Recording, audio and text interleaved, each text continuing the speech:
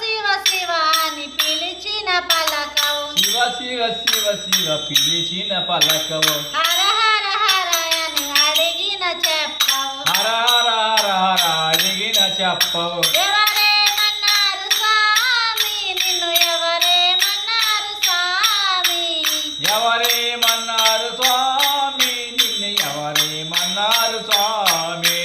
శివ శివ శివ అని పిలిచిన పలకవు శివ శివ శివ శివ పిలిచిన పలకవు హర హర హర అని అడిగిన చెప్పవు హర హర హర హర అడిగిన చెప్పవు కైలాసములో పార్వతీదేవి కైలాసములో పార్వతీదేవి శ్రీశైలములో శ్రీ భ్రమరాంబిక శ్రీశైలములో శ్రీ భ్రమరాంబిక విజయవాడలో శ్రీ కనకదుర్గ విజయవాడలో శ్రీ కనకదుర్గ